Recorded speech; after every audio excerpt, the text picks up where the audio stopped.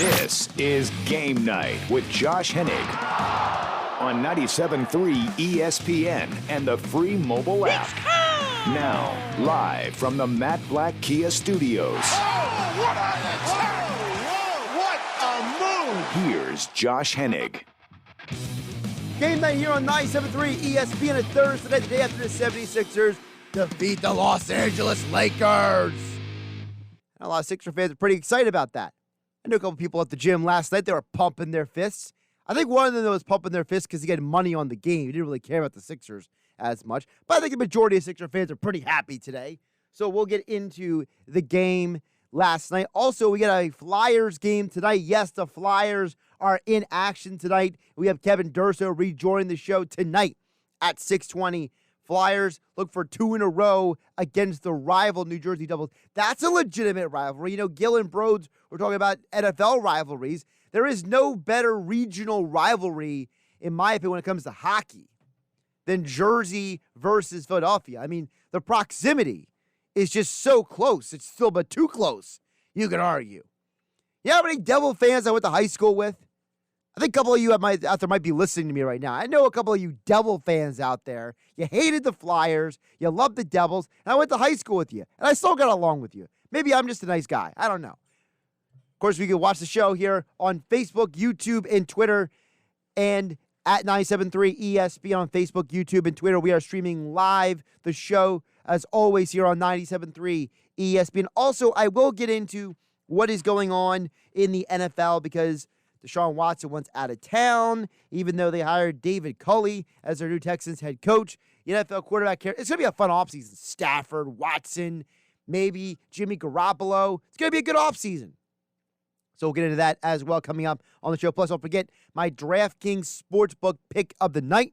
We'll get to that a little bit later in the show as well. But I'd be remiss if I didn't start talking about that Sixers game last night.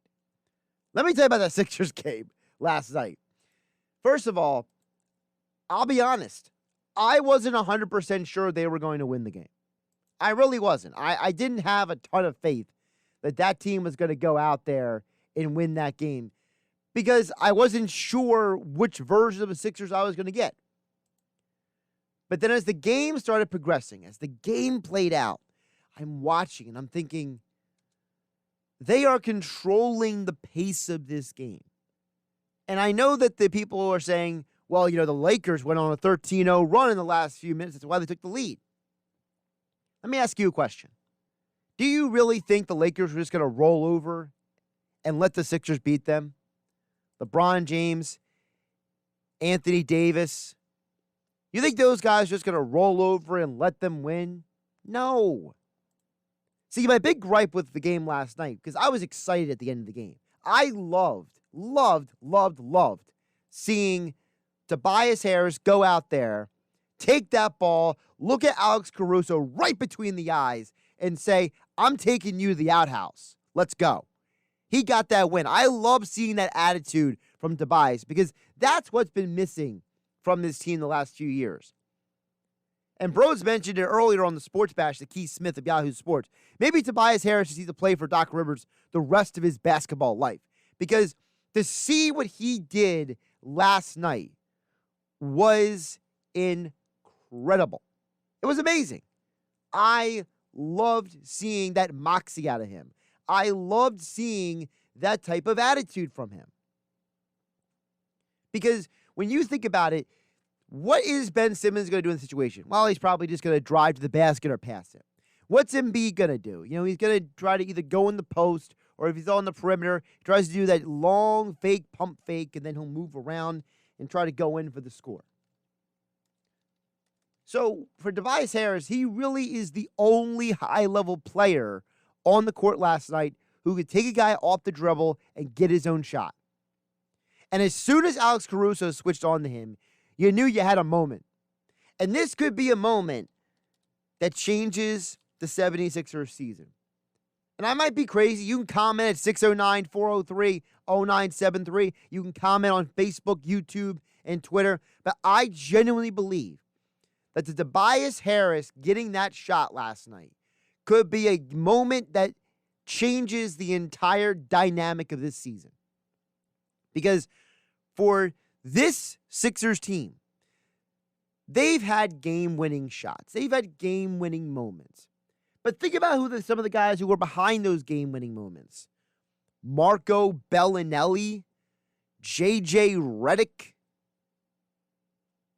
They weren't one of your high-priced star players. You know how many times I heard... how many times? You know how many ridiculous amount of times I heard over and over and over again about, well, Tobias Harris, he's overpaid. Tobias Harris, he doesn't deserve all that money. Tobias Harris, you're giving him all that money, and he's giving you nothing. Tobias Harris has proven himself to be worth the money, in my opinion. I think we can finally have that conversation, right? I noticed all of you were quiet out there after Tobias Harris gets that game winner. I didn't see any of the trolls on Twitter or any social media platforms trashing Harris then. It's probably because the same people who hate on Tobias Harris are probably the same people who worship at the cult of Nick Foles. Probably the same people, that's why. They run away scared when somebody actually does something and they're wrong. But think about what Tobias Harris has done this year. Yes, he had a rough start to the year. But think about what he has done in the month of January alone.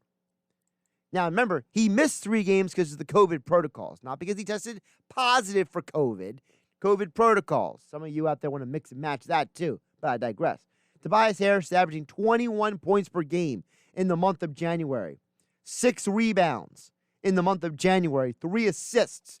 And you know what he's shooting? 46% from 3 in the month of January. So tell me, is Tobias Harris still not worth the money? I think he's worth the money.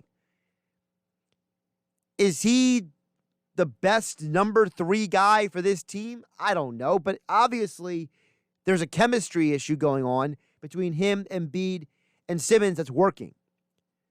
There's chemistry there. There's viability there. There's something cohesive there. And as of right now, I'm not interested in trading Tobias Harris. You might be able to talk me into trading Ben Simmons, but you're not talking me into trading Tobias Harris right now.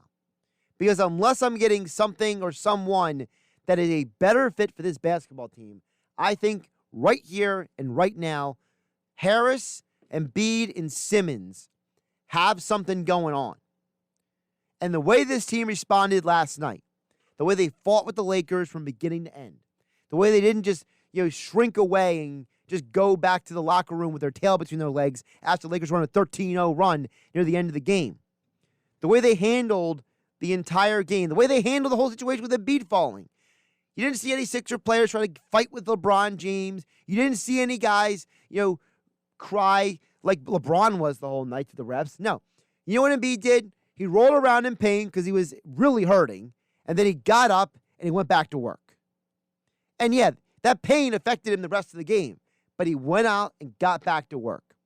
And Tobias and Ben and Seth and everybody else got up and went to work. That may be the moment that we point back to the rest of this year as the moment that this team started something special. I don't know if that means they're going anywhere like the NBA Finals or anything like that, but I think that we are seeing legitimately this team has taken a step forward, and that excites me. Josh Hennig here on Game Night on 97.3 ESPN. Of course, the text board is open at 609-403-0973, 609-403-0973. Also, we are live on Facebook, YouTube, and Twitter. You can follow 973 ESPN on Facebook, YouTube, and Twitter to watch the show live here in the Matt Blackea studios on 97.3 ESPN. Of course, Flyers Insider Kevin Durso will join us coming up at 6:20 to talk more about the Flyers and Devils. Flyers got 1 win versus the Devils. Will they get a second win? We will find out tonight. There's a different goalie out there. It's not Brian Elliott tonight. Carter Hart's back in net. What does that mean? Who the heck is this new 36-year-old defenseman out there? Prosser. We'll find out all that and more coming out from Kevin Durso at 6:20 tonight here on Game Night on 97.3 ESPN. I'd be remiss if I don't hit on some of the NFL topics here, and that is, first of all, Nick Sirianni will speak to the media tomorrow. We will have all the coverage of that tomorrow here on 97.3 ESPN on the Sports Bash with Mike Gill and Hunter Brody, as well as Game Night. But when Sirianni speaks tomorrow, we got questions. I got questions, at least, and I know the fan base has questions. Tell me about this offense. Tell me about this coaching staff. Tell me about the quarterback situation. Have you talked to Wentz? Who else have you talked to? There were reports that Sirianni's been spending a lot of time catching up with players and coaches and trying to get up to speed in the organization. And if you believe the reports, part of the reason why this press conference is waited until Friday, January 29th, is because Sirianni wanted to get as much of his feet under him as possible before he spoke to the media. Smart move. I can't disagree with that at all. I think it's a sharp idea. I think it's a good move, at least day one, that Sirianni is trying to think before doing.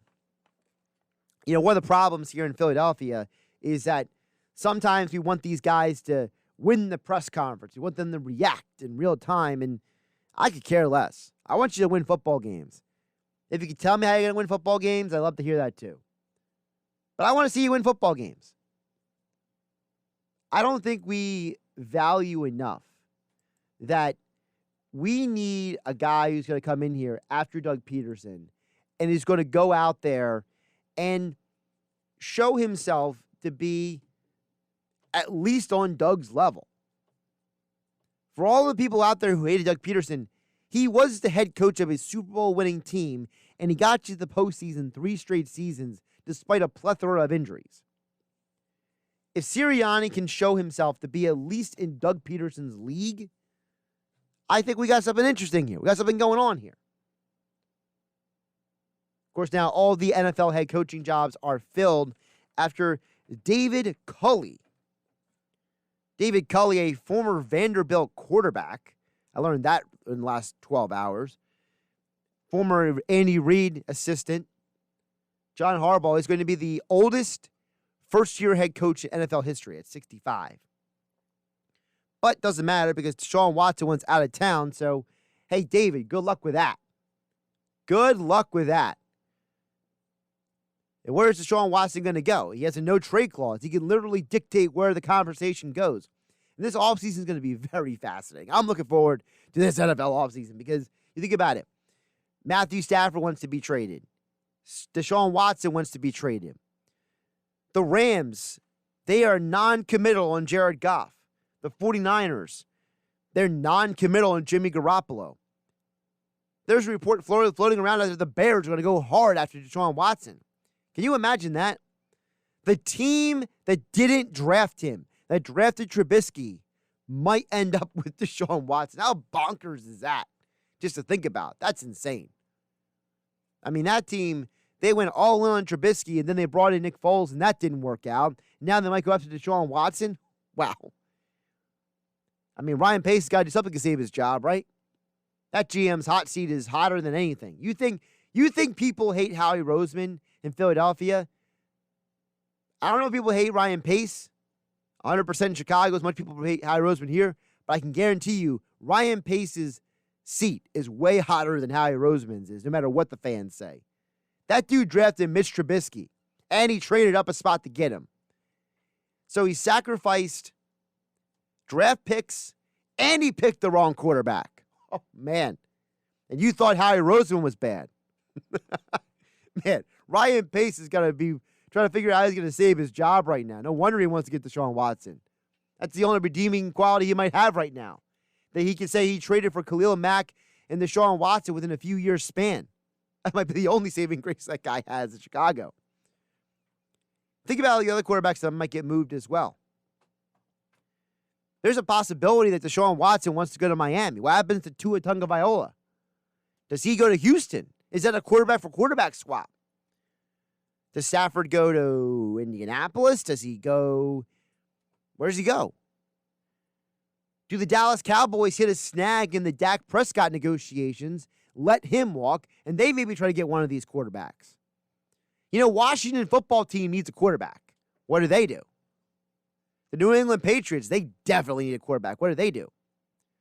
I have no idea what the Jets are going to do. They're going to keep Sam Darnold. They're going to draft Justin Fields. They're going to trade Darnold. I have no idea, but I'm here all for it. I am here for the entire NFL offseason. I mean, there's still no guarantee that Carson Wentz stays. I know some Eagle fans would love to see the Eagles trade that 6th overall pick and Carson Wentz to Houston for Deshaun Watson. If I'm Howie Rose, at least need to make that call. I think there's a lot of things that could happen this offseason. I'm here for all of it. Ideally, though, the best landing spot for Deshaun Watson, maybe a team that I haven't mentioned yet. The best landing spot for Deshaun Watson may actually be the Vikings. That Kirk Cousins deal is coming to the end of that guaranteed money. And I think that Deshaun Watson, with those weapons, Thielen and Jefferson, and those tight ends, Smith and Rudolph, Dalvin Cook as your running back, at least environment-wise, that might be the best landing spot for him. Oh, and by the way, you're in a dome, just like at Houston. Half your season's played indoors. Not a bad deal. We got to talk Flyers hockey coming up next year on Game Night on 97.3 ESP. Shoot your text in at 609-403-0973 is the text board. And you can comment on the stream on Facebook, YouTube, and Twitter right here on Game Night on 97.3 ESPN FM and the 97.3 ESPN mobile app powered by First Bank of Seattle City. You're listening to Game Night with Josh Hennig on 97.3 ESPN and the free mobile app. Josh Hennig here on Game Night on 97.3 ESPN. Yes, the Flyers are back in action tonight. They are taking on the Devils. Second time they take them on this week. Of course, all the action at 7 o'clock here on 97.3 ESPN. And joining us right now on the Boardwalk Honda Hotline, live on the stream. Yes, on Facebook, YouTube, and Twitter. You can watch the show here on 97.3 ESPN. The one and only Kevin Durso on the headset here on Game Night on 97.3 ESPN. Kevin, how you doing tonight? I'm doing well, Josh. How are you? Good. So they got the win on Tuesday, and you and I talked about on Tuesday about how, you wanted to see how this team played, one, without Carter Hart, but also, two, how the defensemen lined up. And now it looks like we're going to have another new defenseman make his debut for the Fly Guys tonight. So you had Goss's Bear debut on Tuesday night. Who the heck is this guy debuting tonight? So Nate Prosser's in the lineup tonight, and I know that's a name that not a lot of people are probably familiar with, and he's been around the team for the last year or so and basically has been a minor league presence. He's been in training camp as an option, but never really looked at as a guy who I think people thought was going to get in the lineup. This is a pretty clear message sent at this point, I would say, because I think the assumption was that Eric Gustafson's out of the lineup when Shane Gostisbehere returned on Tuesday. It looks like you think he's going to stay out of the lineup. Here comes Nate Prosser, who's coming out of the group. And I think the suspicion was Mark Friedman was probably going to be the guy because he was the guy behind Gostisbehere even during the whole training camp process. And Friedman is out of the lineup tonight, but so is Robert Haig. And I think that's kind of telling because that says that this is a message being sent. And Alain Vigneault called Haig's play over the last few games average at best. So kind of tells you he's looking for more from everybody and he's not afraid to pull somebody out. I think it was pretty clear that for that, at least that one game that Gustafson was out, that the turnover he had in Boston that led directly to a goal was kind of a final straw and some poor defensive play, and that it was time to look at a different option to get somebody in. And when Gostisbehere was ready to go, that's the option that went in. I think the same thing's happening now. Haig hasn't had a good stretch of games. I mean, you can point to a lot of guys. I thought Friedman's kind of a little bit in over his head in this spot, trying to play in a higher role than maybe he's expected to. There's so many guys that are out right now or are being flexed in and out of the lineup because you're trying to find the right combinations. And so Friedman comes out, but Justin Braun hasn't had good stretches. Robert Haig hasn't had good stretches. And Eric Gustafson hadn't had good stretches. So now you're seeing how guys can bounce in and out of the lineup because of that. So Prosser gets a chance. He's a veteran guy who's been around the block a few times. He's 35 years old. He hasn't played an NHL game in almost 2 years. So that'll be the interesting thing. That's why it's a little bit confusing. But at the same time, Alain Vigneault just flat out said it. He believes he's earned the chance to be in this lineup compared to the guys who aren't playing tonight. And that's pretty telling. I know Prosser was with Minnesota the majority of his career. And we know Chuck Fletcher was from Minnesota as well. Is that maybe where we can connect the dots here for why he's in Philadelphia?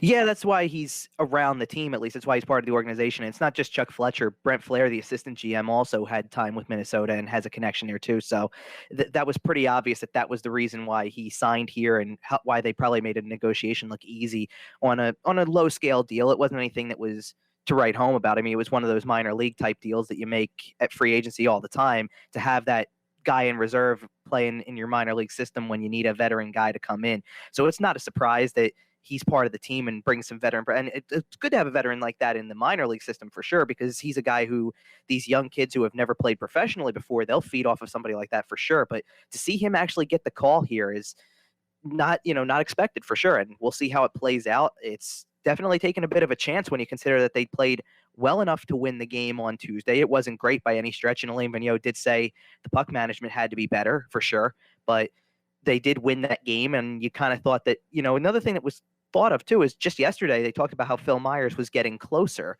and they don't know about his status for the weekend yet, but it could be possible he plays in one of those weekend games. I think that next Wednesday against Boston is certainly back on the table.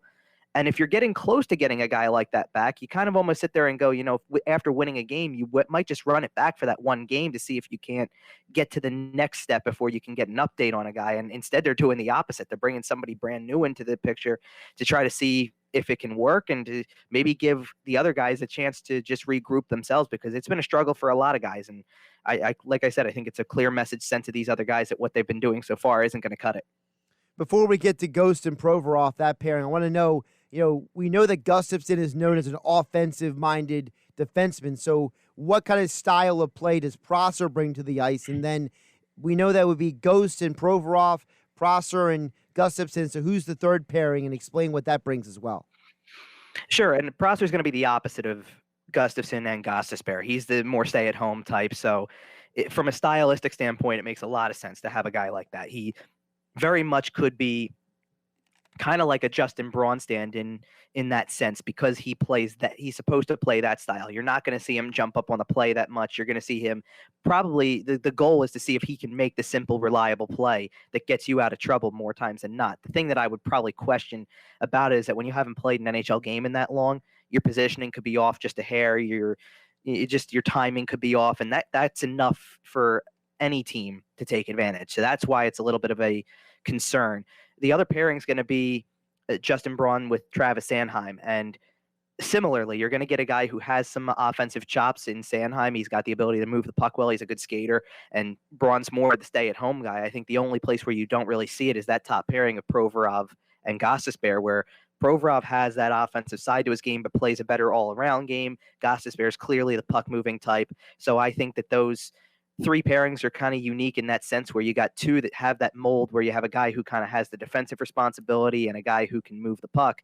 But your top pairing, the guy, and Gostisbehere played 22 minutes that first game. So that's pretty telling that they feel like they can lean on him, especially when he had just come back, when Alain Vigneault said COVID treats everybody differently and things like that. His conditioning didn't look bad if he played 22 minutes. So he's in shape enough that he can definitely play significant minutes. It's a matter of seeing how this team will look in their own zone, because they can't do what they did in Tuesday's game and handle sustained offensive pressure by the Devils. The Devils got some really bad luck with the posts and things like that. They just couldn't seem to buy a goal in that game. And because they couldn't, it doesn't mean that they weren't close to putting that game in their favor, obviously. So the Flyers got lucky on that sense, where they were able to come back the other way, get some timely goals, find a way to get the win.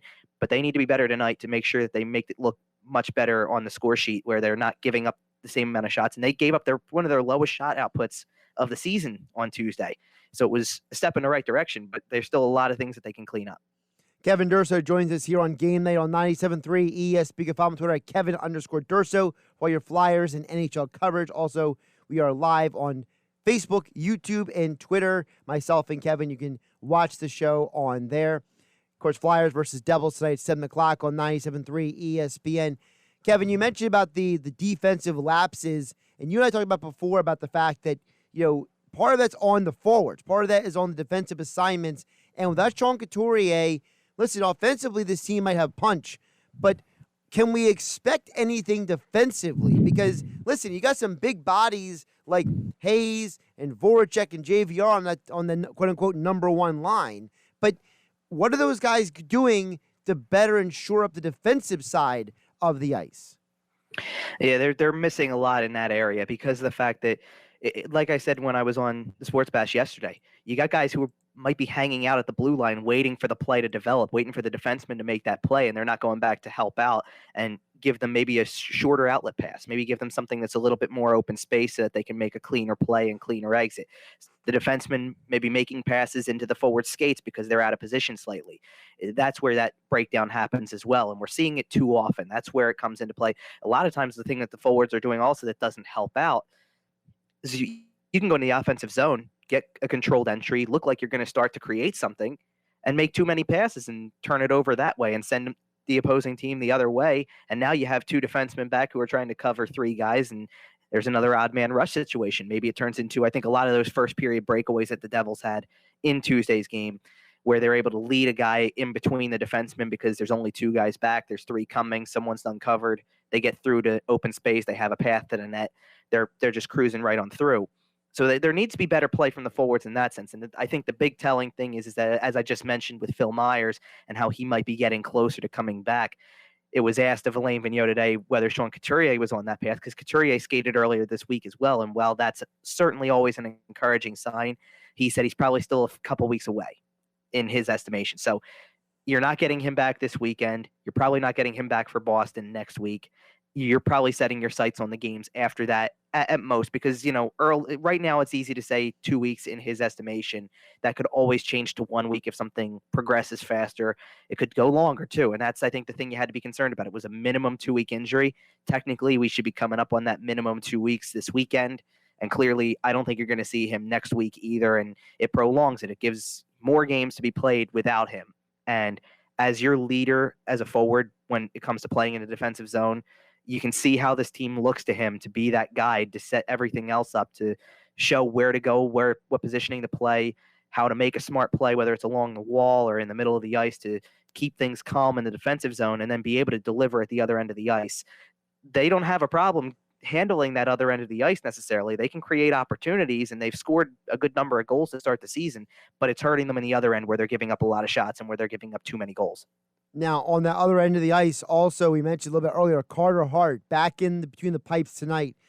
Brian Elliott played pretty well, and it's not that Carter Hart's played bad, but he hasn't played like the Carter Hart that we know. That's a big difference. There's a difference between being a lousy goaltender and Carter Hart not playing up to expectations. So, do you think that day off did them maybe energize him, to maybe give him a chance to step away and catch his breath? What are your thoughts on Carter Hart getting that day off and getting back in net tonight?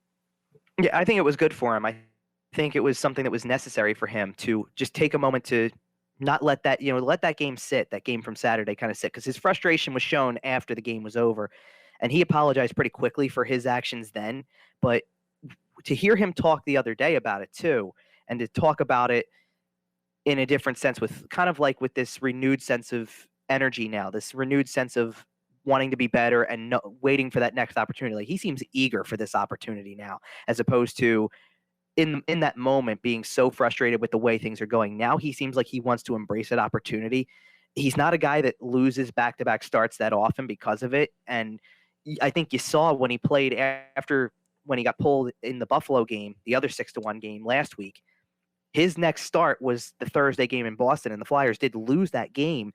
But for the first two periods, he pretty much carried that team and was perfect to that point. So while there were certainly things that went wrong in the third period of that game, and part of that was the support around him, and certainly there were saves he should have made in that third period, he showed in the first two periods that that's what he can be when he's completely on his game. So I'm hoping to see that from him, especially early on. I think the first 5-10 minutes, depending on how many shots, and I think it was a good thing in Tuesday's game when Brian Elliott saw 6 shots in 6 minutes. That kind of gets you right into the zone right away, and you're not waiting to find out what the guy's got or anything like that. And think about it from the opposite angle too, where the Devils, I think Scott Wedgwood faced 1 shot in that first 6 minutes.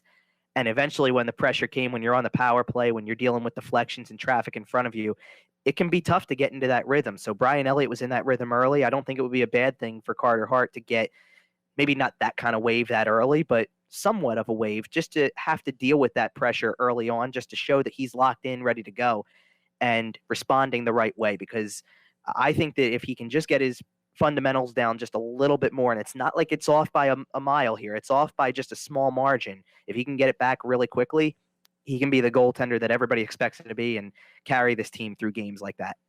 Kevin Durso, our Flyers Insider. Check out his full game preview at 97.3ESPN.com. Flyers, Devils tonight. You get all the action. Tim Saunders, Steve Coates on the call right here on 97.3 ESPN FM. And don't forget, it's online, the 97.3 ESPN mobile app. Every Flyers game is available to listen to on the app. Kevin, I want to hit you with a couple of NHL things before I let you go. There was a trade, and there's a defenseman in that trade, and I think, all Flyer fans are right now. Everybody's asking, well, that guy got traded. Is he available? We saw that the Senators and the Sharks exchanged players, and defenseman Christian Jaros was, I think I'm saying this right. Is it Jaros or Jaros? I'm not fully sure. Yeah, I think it's Jaros. Okay. Well, he's a Slovakian defenseman. I know people are out there saying, all right, well, people are being traded. Why aren't the Flyers making trades? Well, I think that also, the trade that you're referring to sounds a lot more, it's a more of a depth trade than it is something significant. This is not the Pierre-Luc Dubois, Patrick Laine trade where it's significant pieces moving here. It's kind of one that flies right under the radar, and most people won't even talk about it. It definitely won't be talked about tomorrow, I can tell you that. And that's part of why you don't make a trade either, because I don't know that a trade like that just to make one makes your team better instantly. You're either going to go out and really make a significant acquisition that makes everything a lot better, or you're going to kind of have to deal with what you have because of the money situation or whatever. And that's why it's hard to make a trade too. I don't think the Flyers are looking to make a trade that involves depth for depth when you're already playing with that depth anyway and kind of asking for more. You're either going to, they don't need another third pairing defenseman if that's what people are looking for. They need someone who's clear-cut top four. And you're probably not going to find a clear-cut top four guy for anything less than $3 million out there.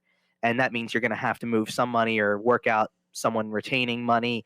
And that takes too much time right now to happen immediately. There's too many teams that are already playing that game with cap flexibility and trying to figure out what they can fit, what they can't fit.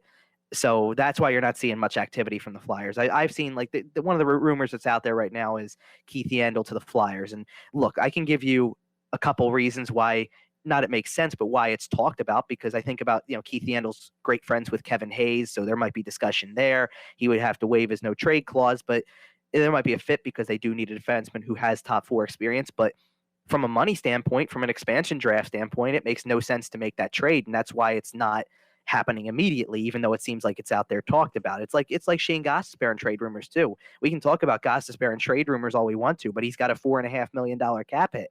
No team is able to just take that on right away unless they're wide open with cap space. And then again, you want to also try to make sure you're playing that up so you're getting what you think is fair value.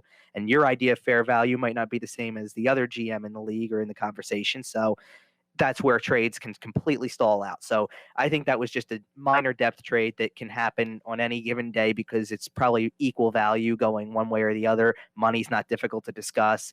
It's not the same thing with what the Flyers are probably looking for. Kevin, one more before I let you go, and I always appreciate you giving us insights and enlightenment on different things around the Flyers and the NHL.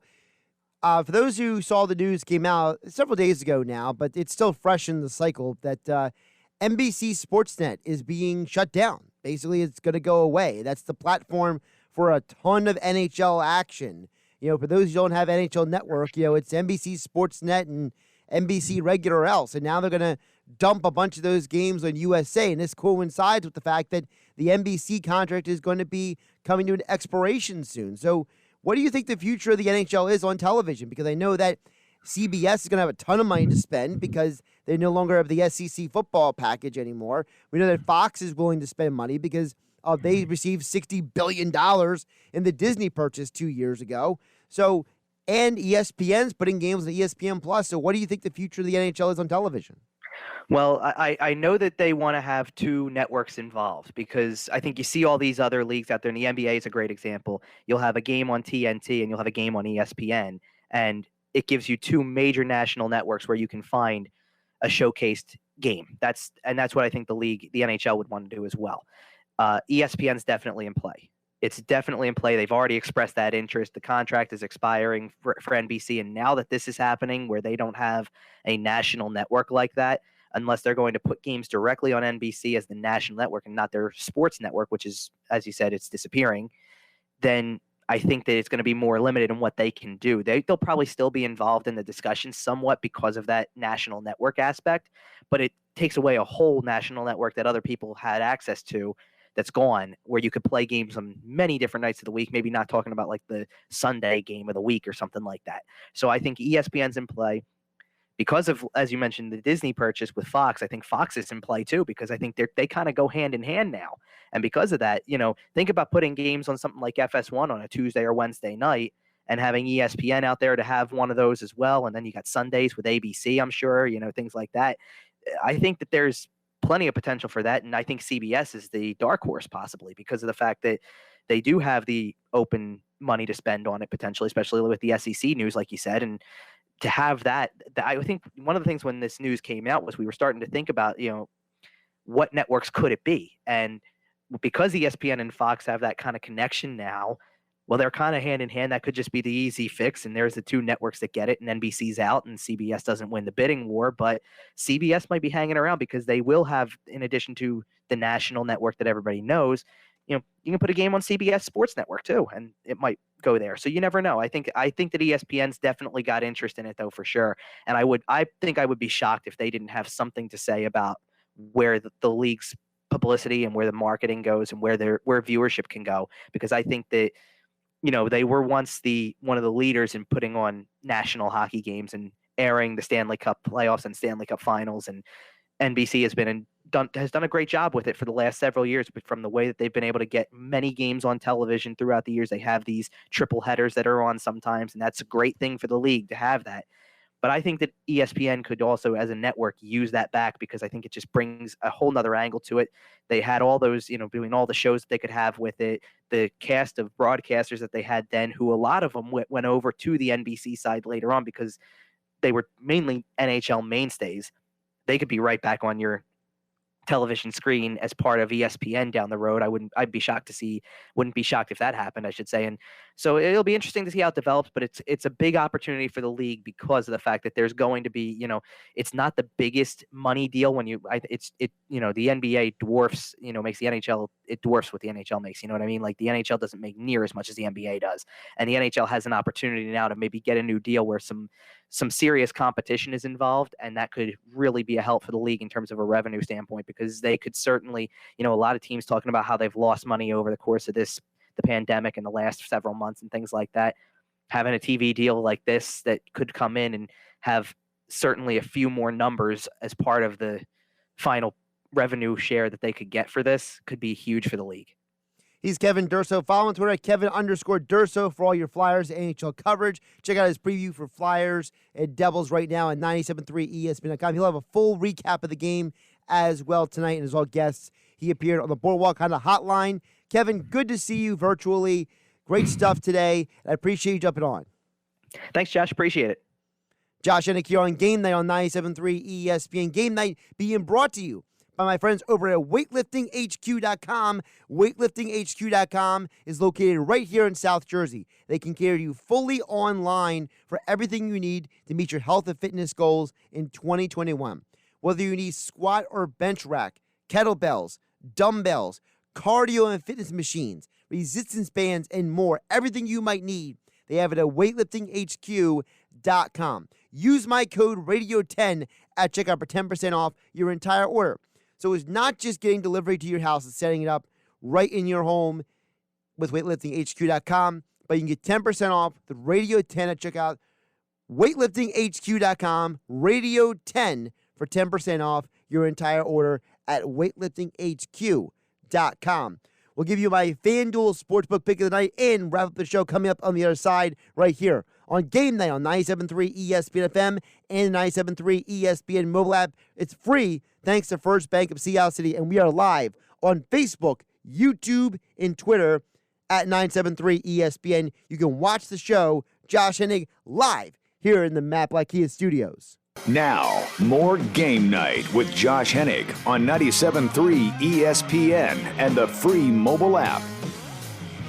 Josh Hennig here on Game Night on 97.3 ESPN. Text board is open at 609-403-0973. Also live 973 ESPN on Facebook, YouTube, and Twitter.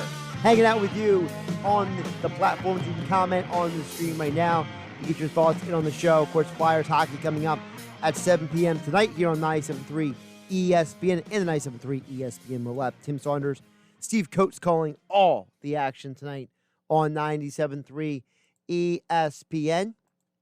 Before we get to your thoughts, I want to remind my friends over at FanDuel Sportsbook. Celebrate the 55th edition of the big game with exclusive 55-1 odds on FanDuel Sportsbook. If you've never tried FanDuel before, new users can bet on either team and get 55-1 odds when the Chiefs play the Bucks. That's right. You can bet $5 and win $275 if you pick the winner of the big game on February 7th.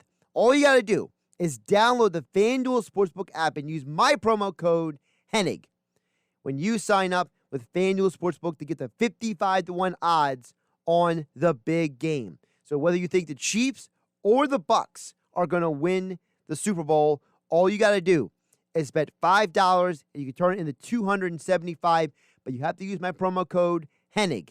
That's Hennig with FanDuel Sportsbook. Look, I've been betting on FanDuel all year long. Everything from the player props to the odds boost. And don't forget about the same game parlays. It's an incredible app platform.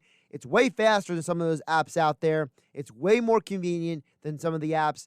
Let me tell you, you want to get on FanDuel Sportsbook. Use my promo code Hennig, Hennig, to get those 55-1 odds with FanDuel Sportsbook. Must be 21 or to play. Must be present in NJ or PA. New users only. See full terms at sportsbook.fanduel.com. Gambling problem? Call 1-800-GAMBLER.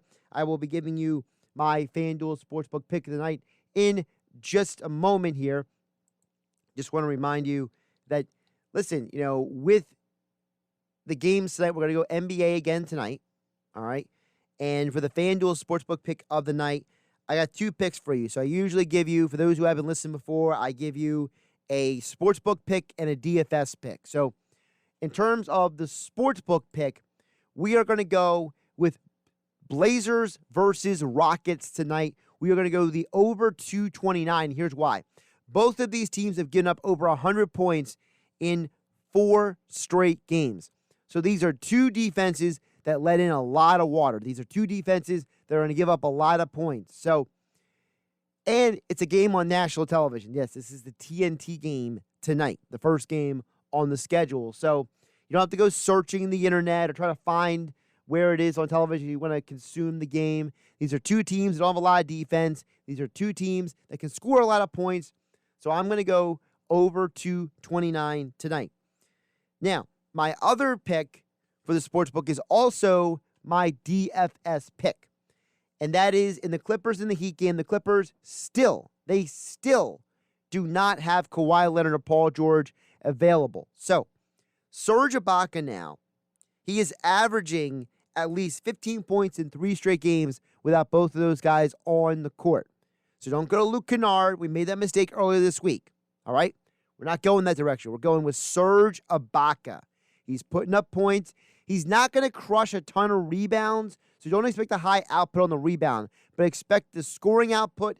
Expect maybe a couple blocks, maybe a steal there, here and there.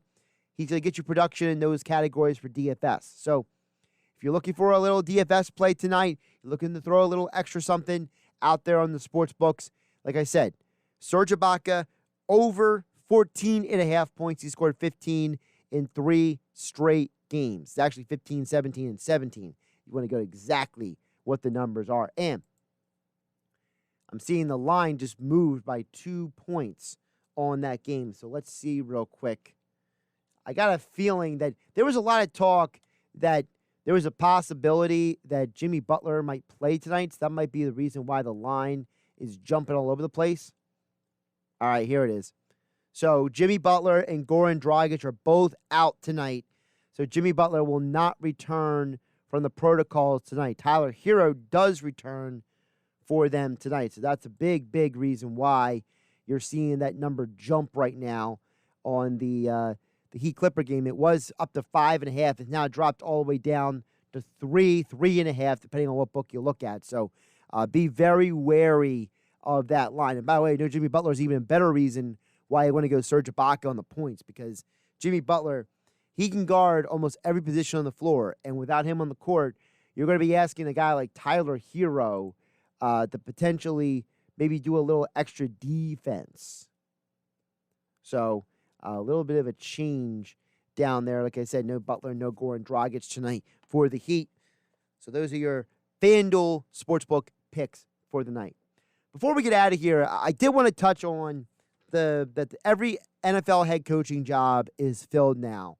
And David Culley, he's being highlighted by certain people in the media as the only African-American to get a job as a head coach. And I think the presentation of what's happened this offseason when it comes to head coach and GM hirings in the NFL to be completely disingenuous and be intellectually dishonest. There have been 3 minorities who have been hired for general managers this offseason. There are not 1, but 2 men who are of minorities who were hired as head coaches. People want to overlook Robert Saleh because he is Arab American. He is not African American. Frankly, I don't care what your ethnicity, gender, whatever it is. If you could do a job, you should have an opportunity to have a job. And the fact that we're not celebrating the fact that there are 3 minority candidates now that have general manager jobs, and we're only focusing on the fact that only 1 quote-unquote African-American got a head coaching job, I think is completely dishonest and disturbing. There's a whole contingent of people out there who you give them a bag of money and they say the bag of money's too heavy. There's a whole contingent of people out there who just don't appreciate what is being done in the world around them. There are things that you want to call it progress, whatever you want to call it, it's happening out there. But remember, think for yourself. That's all I got to say out there. Josh Hennig, this is Game Night. I'll be back on tomorrow night at 6. Have a great night, everybody.